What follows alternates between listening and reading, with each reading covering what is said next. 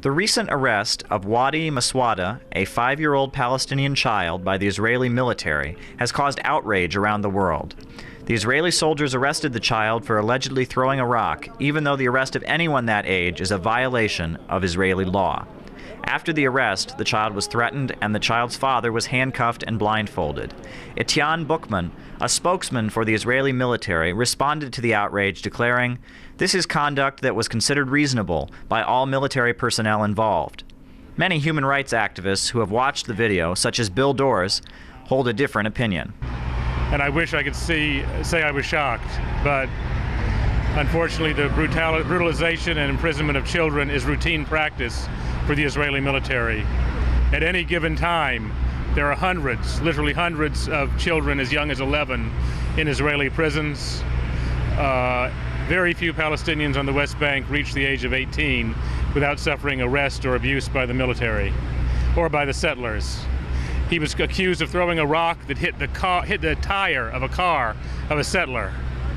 These settlers who routinely go through villages, tear up olive trees, beat people, brutalize people, and most of them are from here. These soldiers are being paid by U.S. money. Their weapons are provided by paid for by the United States. And why should Israel stop behaving in this manner as long as it gets an unending supply of U.S. dollars, no matter how brutal and abusive it is? In 1991, Israel ratified the United Nations Convention on the Rights of a Child. Though Israel has signed this international treaty, the UN has often criticized Tel Aviv for violating the rights of children. In 2012, the United Nations Committee on the Rights of the Child said Israel had committed, quote, gross violations of the Convention on the Rights of the Child. The committee went on to say that Israel had carried out, quote, the destruction of homes and damage to schools, streets, and other public facilities that gravely affect children.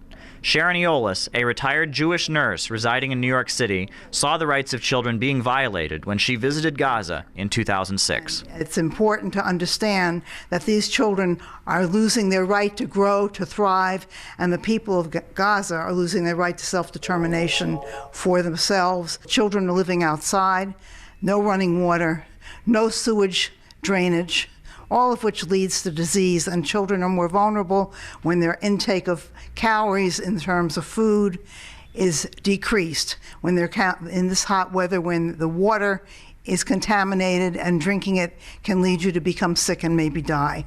Many people feel that the recent arrest of a Palestinian child is just the latest in Israel's continued policy of disregarding the rights of children. Caleb Maupin, Press TV, New York.